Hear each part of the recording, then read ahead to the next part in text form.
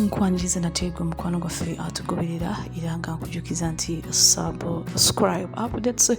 Omuyimbi Irene Namubiri Kyaddaaki avuddeyo n'ayogera ku nsonga za famire ye naddala muganda w'omulenzi ne maama we, era nga omukyalo ono yavuddeyo n'agamba nti amaze emyaka egisoba mu 11 nga tayogera ne maama we. Irene Namubiri yabadde ku podcast emu ng'ali ku interview n'abaako byayogera ku nsonga zino, era Irene Namubiri yavuddeyo n'ayogera ku nsonga ezikwatira ddala ku mutima, ensonga lwaki tayogera ne maama we. Irene Namubiri yavuddeyo n'agamba nti okuva mu mwaka gw'2013 omwezi ogwokutaano ng'ali ku Narita International Airport mu ggwanga erya Japan, baamukwata ne bamusiba nga bamuvunaana emisango egy'okuba nga baamusanga n'enjaga eri mu kilo 2 era nga zino baazisanga mu migugu gye.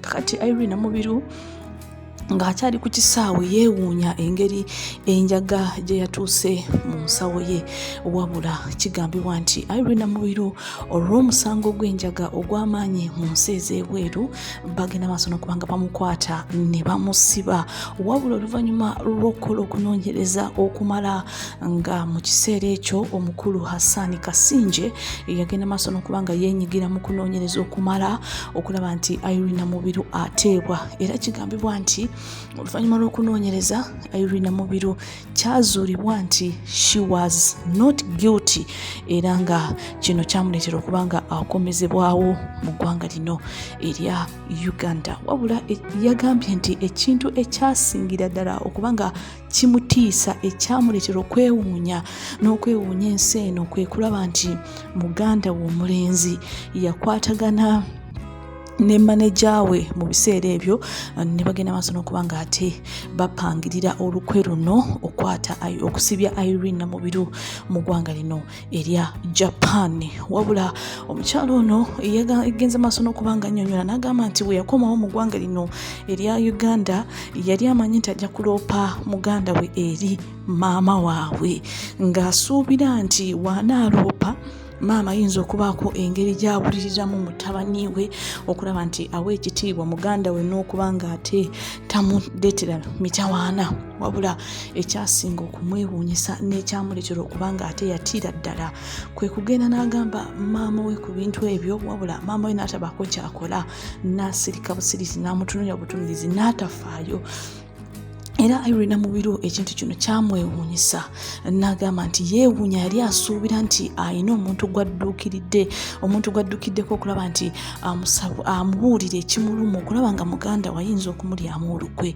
Ate Irene Namubiri n'ayongerako n'agamba nti ate shock eyasingira ddala okumumenya omutima kwe kubanga mu biseera we yagenda okwogeramu ne maama we ku nsonga ezimu, maama we yagenda maaso n'okuba nga ate yombesa namugamba nti amutuuza mu bigambo, era n'agenda maaso n'okuba nga agamba nti singa ekifo ky'okumuzaala singa yamugjamu nga yakafuna olubuto lwa Irene Namubiri n'ebirala bingi. Era Irene Namubiri kigambibwa nti amaze emyaka 11 nga tayogera ne maama we olw'ensonga nti waliwo obutakwatagana olw'ebigambo ebimenya omutima ebyava mu kamwa ka maama we, ekintu ekyamuleetera okulaba nti taddamu kwogera naye n'ebirala eby'enjawulo. Wabula Irene Namubiri kigambibwa nti ali mu kuwandiika akatabo akakwata ku maama we, wabula omuntu omu yamuwadde amagezi n'amugamba nti akatabo kano takafulumya mpozi nga maama we amaze okufa. Wabula Irene Namubiri yagenze maaso n'okuba nga agamba nti naye tategeera kyava ku ki okuba nga omuzadde we yamukyawa bubi nnyo. Updates endala, omukyalo no Shiba Kalungi the Queen herself yagenze maaso n'okuba nga ate ayongeramu okuba nga ayogera ku nsonga zigenda maaso nga mu bulamu bwe nga maama. Shiba Kalungi yagenze maaso n'okubanga asaba bataata babeerewo ba baby mamas olw'ensonga nti omukyala ayinza okuba nga alina akasente wabula nga yeetaaga father figure abeerewo omwana. Kakati mu video gye yagenze maaso n'okuba nga postinga ku social media, omukyala ono Shiba Kalungi yagenze maaso n'okuba nga annyonnyola essanyu eringi ly'alina n'okuba nga ate yazaala oluvannyuma lw'okuba nga abadde nakiyombekedde okumala emyaka mingi.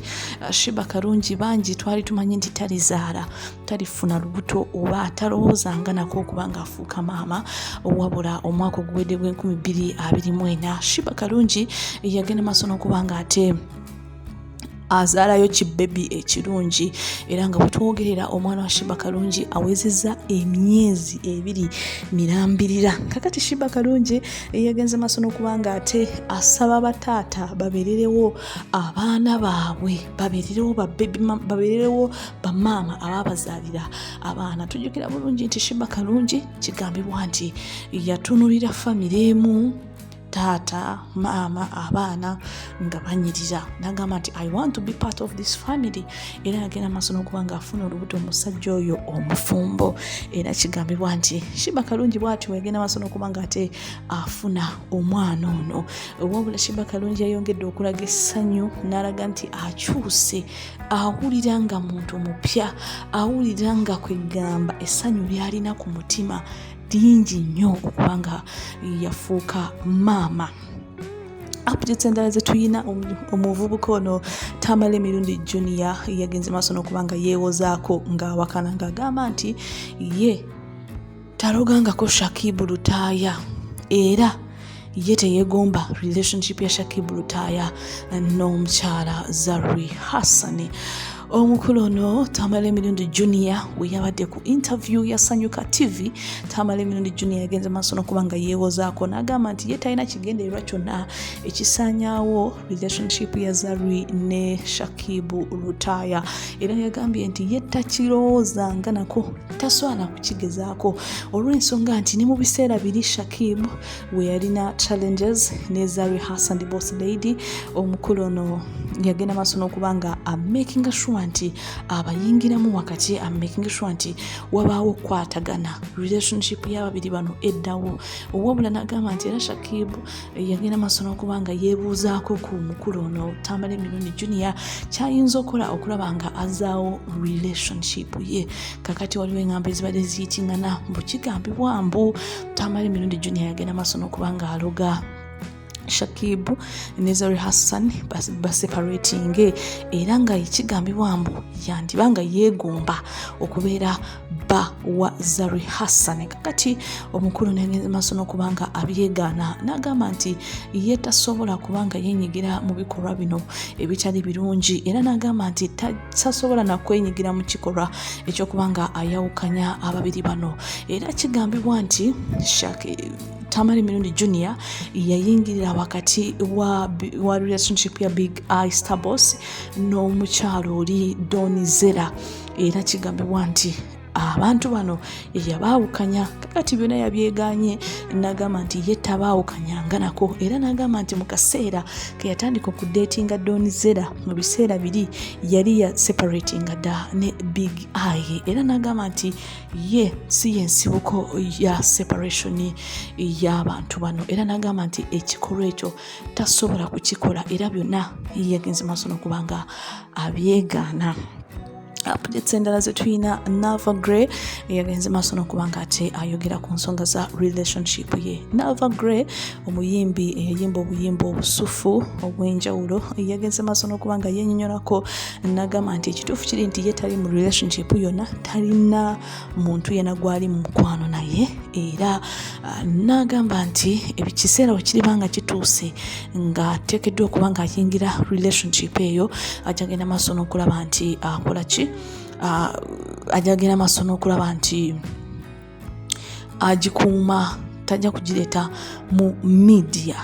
omukyalo ono ng'alina omwana omu ow'emyaka 15 yagambye nti ye waakulabirira mwana we nakumakinga sure nti ali bulungi n'okulaba nti asigala akola music wabula ekintu ky'okudeetinga ye yakonfaminze n'agamba nti tali mu relationship yonna ye ayagala kubeeraawo ng'alina emirembe ng'awulira emirembe era nga akimanyi bulungi nti omuntu we Katonda gwe yamutondera gyali eyo yonna gyali naye ye mu kaseera kano tayagala kulaba nti ayingira mu relationship yonna era ayongeddeko n'agamba nti yali yeegomba okukola mu bank wabula oluvannyuma lw'okutandika okuyimba okutandika music career yagenda maaso n'okuba nga tekimukyusaamu n'aba nga takyasobola kuba nga akola mu bank nga we yali ayagala wabula yagambye nti ye talina ndowooza yonna ey'okuba nga ayingira relationship at the moment.